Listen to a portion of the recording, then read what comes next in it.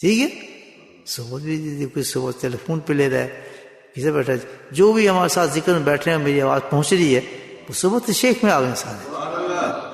مجمع میں بیٹھے ہیں, کسی مسجد میں بیٹھے ہیں الحمدللہ, مجموعی شکل میں ذکر کریں اور ٹھیک. صحبت بھی اللہ پاک نے دیتے. روحانی رشتے ڈفرینٹ ہوتے ہیں, جہاں جسمانی رشتے فضائی بن جاتے ہیں. قربان کرو ان کو, دے آر نتھنگ. یہ تصور بتا رہا ہوں میں آپ. بیوی بچے گھر بار سب, کسی کے احسان ہوا نہیں. اب سب سے بڑا احسان کس کا ہوتا ہے؟ روحانی احسان ہوتا ہے. حد کروں صحیح کروں, سب سے بڑا احسان جو نبی پاک صلی اللہ علیہ وسلم پر ہے روحانی احسان ہے. یہ نہیں روٹی دے دے, کپڑا دے دے, کھانا دے دے, پہنا دے دے. اس کا بھی مقام اللہ نے بتایا کہ سب سے زیادہ مقام ماں کا ہے کہ اس نے تیرے جسم کو پرورش کیا ہے. ایسے ہی ہے نا سب سے. لیکن کس وقت تک ہے؟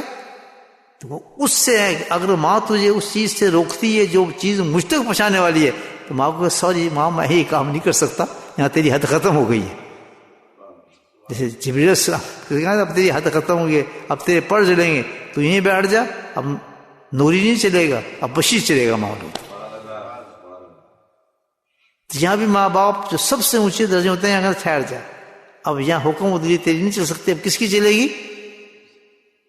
نبی کو, شیخ کی چلے گی. دائرہ تیرا ختم ہو گیا, شریعت نے یہاں ختم کر دیا. لیکن جہاں تک یہ حد ہے, اس سے بڑا ماں سے بڑا درجہ کسی کا نہیں ہے, باپ سے بڑا درجہ کسی کا نہیں ہے. حتیٰ کہ کافر بھی ہو ماں باپ, تب بھی اس کے رسپیکٹ کے لیے حکم آیا کہ ادب سے ہے یا نہیں ایسے. لیکن جہاں پہ آ جاتا ہے روحانی معاملہ, کہتے ہیں وہاں پہ حد قائم کر دی کہ اب تیرا نہیں چلتا ماں جی, رسپیکٹفلی اب آپ یہاں بیٹھیں, اب یہ بات آپ کی میں نہیں مان سکتا. داڑھی چھوڑ دوں, نمازیں نہ پڑھوں, فلاں نہ کروں, اللہ سے راستے میں نہ جاؤں, یہ سب نہ کروں, تو ہم سوری کہاں ڈو دیٹ. اس میں شریعت مجھے اجازت نہیں دیتی. مرنے کے بعد وہ مرتا نہیں ہے, بلکہ وہ لہر کی طرح پھر سمندر میں جا کے پھر دوسرے عالم کے اندر پھر بلند کرتے ہیں اس کو. What a beautiful idea to understand. Do you think the waves has gone? No. They come and they mix in the ocean. And جانے کے بعد کیا ہوتا ہے, اس طرح انسان مر جاتا ہے, وہ مرنے کے بعد ختم نہیں ہوتا بلکہ اس وحدانیت کے اوشن میں گم ہو چکا ہوتا ہے. And they come again when you go down other Alam, Allah give them عروج according to this عالم, اس کو پھر وہ لے کے آتا ہے عالم برزخ میں. پھر وہاں جنت ہی حیران ہوتے ہیں اس کی شان پر. آپ سمجھ رہے ہیں میری بات؟ دیکھیں کیسے خیالات اللہ پیدا کرتا ہے. کبھی ایمان والا مرتا نہیں ہے, اس کے عالم بدلتے ہیں, اس کے عالم, لیکن ہمیشہ وحدانیت کے سمندر میں گم ہوتا جاتا ہے, ابھرتا ہے, مکس ہوتا ہے, ابھرتا ہے, مکس ہوتا ہے. الحمدللہ, that's the life of مومن and مومنات. سمجھا دی بات آپ؟ یہ آپ کی شان ہے. یہاں تک قدر لے اللہ تعالیٰ اتنے 5-6 نام صبح ہمیں عطا فرما دیے ہیں, تو اگلے عالم میں کیا مزے ہوں گے اس لہر کے. اس پہ احسان مانے آدمی نہ مانے, اپنے آپ پہ فخر کرے کہ دیکھ اللہ کیا انعام مجھے دیا ہے. کچھ نہیں دیکھا, یہ گناہ گار ہے, سیاہ کار ہے, کچھ ہے, لیکن آج کی صبح ایسی عجیب دے دی اللہ تعالیٰ نے مجھے, یہ ساری زندگی کے لیے میرے کافی ہے. یہ نہیں سمجھے بات؟ اس کے بعد دنیا کی کوئی حیثیت ہوگی آپ کو جب باہر نکلیں گے؟ آپ دیکھیں گے کسی کو آپ کے سامنے آئے گا بڑی بڑی چیزیں لے کے, think about any thing about, کیا آپ کو انفیریٹی کمپلیکس ہوگا اس پر؟ کسی چیز بھی دل سے نکل جاتی ہے, اس کو کہتے ہیں دل سے دنیا کا نکل جانا. یہ چھوڑو یار, اللہ نے اتنے احسان کیا ہے, اس میں کیا رکھا ہے. جب دل سے دنیا نکل جاتی ہے تو پھر دیکھیں ایک نقطہ بتا رہا ہوں, کیونکہ عالم اسباب میں ہے, دل سے جب اس کی رغبتیں دنیا نکل جاتی ہے تو پھر اپنے عالم غیب سے روحانی طور پہ پھر اس کی وہ ضروریات کو اللہ پورا کرتا ہے, بہترین کھانا دے دیتا ہے. آپ کو آملیٹ ملے گا, پراٹھا ملے گا, آپ کو بھی روسٹ ملے گا, سب کچھ جا کے ناشتہ کریں گے, مجھے بھی بھیجیں, خود بھی کھائیں ماشاءاللہ. ضروریات پورا کرتے ہیں اللہ تعالیٰ. کبھی آپ نے دیکھیں گے انسان کو اس کی خواہش کے مطابق کچھ چیز نہ ملے, بڑا زبان یہ نہیں کہ اس کو چھوڑ دیا تھا, خطر نہیں. تیری نگاہ کو تیرے دل سے اس دنیا سے میں نے ختم کر دی ہے، نکال دی ہے، لیکن تیری ضروریت کو ختم نہیں کیا. ٹیسٹ والی چیزیں تجھے وہی دوں جو خواہشات تیرے اندر میں نے رکھی ہیں. اب نقطہ دے رہا ہوں آپ کو بہت بڑا، اپنے حضرت کی ایک جملہ پیش کر رہا ہوں. فرماتے ہیں کہ ابدیت کیا ہے. اب یہ بولتے ہیں علی مرتضیٰ عارف باللہ، سننا فکر عالم آزاد سمجھ جائیں گے اس بات کو. یہاں کام آتا ہے نا اللہ ماشاء اللہ، سمجھے بات. میرے حضرت فرماتے ہیں کہ ابدیت کیا ہے. ہزاروں نے تعریف کی ہوگی، حسن نے کیا تعریف فرمائی ہے کہ ابدیت یہ ہے کہ تو اپنی خواہشات کو فنا کر دے. کس کی خواہشات میں؟ اپنے رب کی خواہشات میں. یعنی تو ایسی لہر بن جا کہ تو بھی اوشن کے اندر ختم ہو جائے. جب انسان کی خواہشات کو ختم کر دیتا ہے اپنے، تو پھر کیا ہوتا ہے؟ الحمدللہ اللہ ابدیت آ جاتی ہے اس کے اندر. جو سب سے بڑا ہائی مقام ہے جو معراج پہ اللہ تعالیٰ نے کس کو دیا تھا؟ اپنے سب سے بڑے پیارے نبی کو. کتنا بڑا اعزاز ہوگا. دنیا میں کسی کو نبی بنایا، رسول بنایا، وہ دیا، کلیم بنایا، خلیل بنایا، مذبی بنایا، ذبح کرنے، سب کچھ انعامات اللہ نے دنیا کے اندر دیے، لیکن اپنے حبیب کو وہ بڑا کون سا نام دیا؟ ابدیت کا نام. تو امت کو یہ کیسے ملتا ہے؟ آسمان بڑا گیا نہیں، امت کو ملتا ہے کہ تو مٹ جا اور اپنی خواہشات کو مٹا دے. ضرورت کا بھوت اتار دیتا ہے. اب یہ ہم کہتے ہیں کیوں یا بال بچوں کے لیے کام کریں فلاں کام، یہ ضرورت ہے نا ہماری ساری، جائز ہے اسلام میں. لیکن اس مقام سے بھی کہتا ہے اب تو اتنا محبوب ہو گیا ہے کہ میں چاہتا ہوں اتنا دھیان بھی تیرا دنیا پر نہ جائے، اب تو اور میں ہوں. تبتل رہی تبتیلا. اللہ تعالیٰ آپ کی وجود کی تنہائی نہیں مانگ رہا آپ سے، بات سمجھے. آپ کے جسم کی تنہائی نہیں مانگ رہا. کیا مانگ رہا ہے؟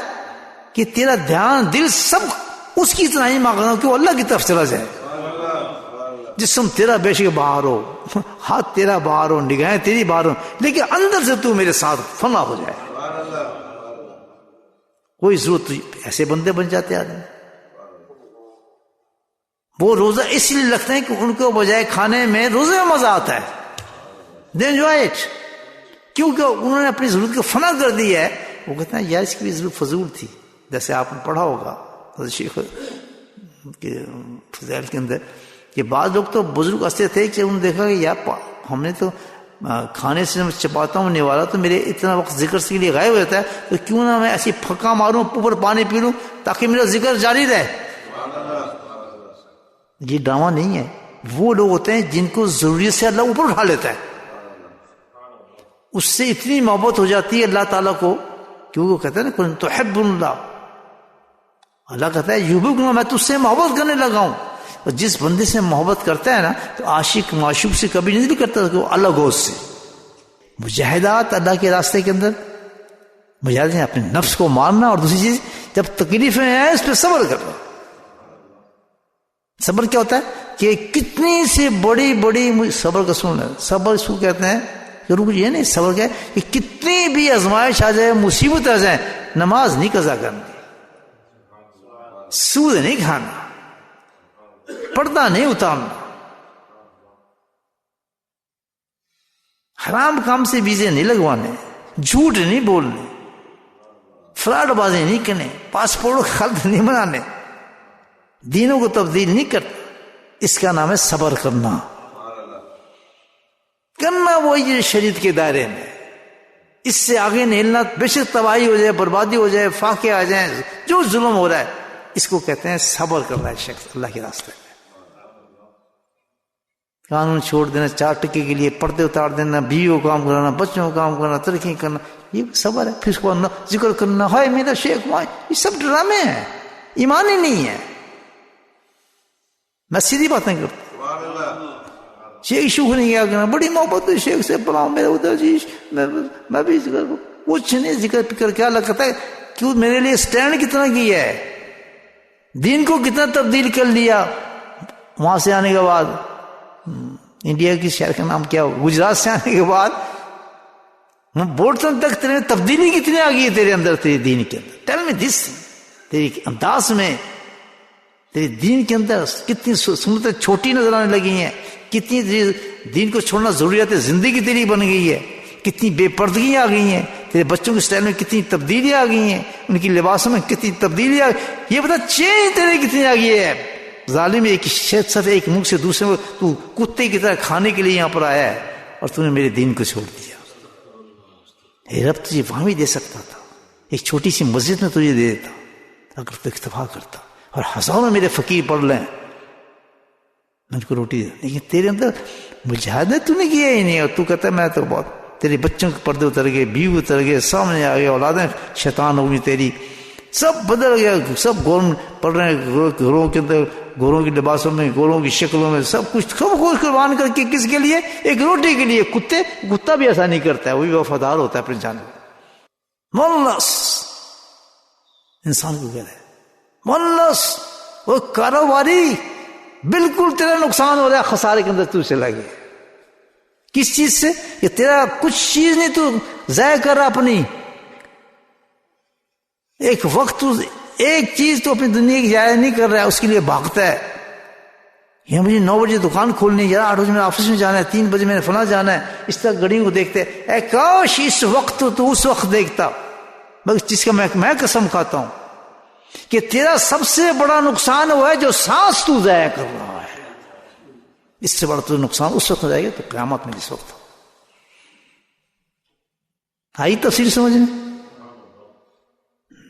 خود سے جو ہے نا نقصان، کہ نقصان تیرا سب سے بڑا یہ ہو گیا کہ جو وقت میں نے تجھے اپنی آخرت کی تیاری کے لیے دیا تھا، پاگل جو سانس دیا تھا، وہ تو نے اس کو ضائع کر دیا ہے۔ اس کی ضائع کا زیان تو اس وقت دیکھے گا جس وقت تو میرے پاس پہنچے گا کہ ہائے ہائے 330 سانس دیے تھے مجھے، اس میں سے میں نے یہ ایک سانس اس لیے ضائع کر دیا۔ وہ ایک سانس تیرا ضائع کرنا دنیا کی طرف تجھے رڑائے گا محسوس آخرت کے اندر۔ واللہ سے میں قسم کھا کے کہتا ہوں، تعالیٰ کہتا ہے کہ سب سے بڑا نقصان دہ انسان کون ہوگا آخرت میں؟ وہ جس نے اپنے دیے اللہ کے وقت کو ضائع کیا۔ میں تجھے فجر کے لیے دیا تھا، تو نے وہ ضائع کیا، میں ظہر کے دیا تھا وہ ضائع کیا، میں نے ذکر کا بھی وقت بتایا تھا، قرآن کا بھی ذکر بتایا تھا، قرآن کا بتایا نہیں ٹائم، کون سا بتایا؟ اٹھ صبح کے وقت اور یاد کر مقام محمود سبحان، وہاں سورہ ہوتا ہے حافظ۔ ظہر پہ دیکھو نخرے کر کے جب قرآن پڑھتا ہے، یہاں تھوڑا قرآن پڑھنا چاہیے، اتنی بڑی آیتیں پڑھتا ہے کھڑا ہو جائے گا مغرب پہ نہ پڑھنے، لوگوں کو سنانے کی سورہ کاف کرتے ہیں، یہ نئی جیسے یہی کرتے ہیں، سورہ کاف سنا رہا ہے مغرب پہ 10 کبھی شریم بن رہا ہے اور کبھی دیس بن رہا ہے، پتہ نہیں کیا کیا بن رہا ہے، اصل میں وہ بندر بنا رہا ہے۔ بولے سبحان اللہ۔ نہیں اللہ علیہ کہاں سے نقص پکڑتے نفس کو کیسے مارتے، تو کیا کرنا ہے بس۔ اور اس کی جو اللہ جس کی قسم کھائے گا جھوٹی ہوگی بات۔ قسم کس کی کھائی ہے مولانا؟ سانس تمہارے اندر چلنا ہے کہ تم ضائع کی ہے، مطلب یہ کہ ہر سانس تیرا قیمتی ہے، اس کو اللہ کے نام کے ساتھ نکلے، ایسی عادت ڈال لے اپنے دل کو، ہر دھڑکن تیری نکلے یاد الہی کے ساتھ۔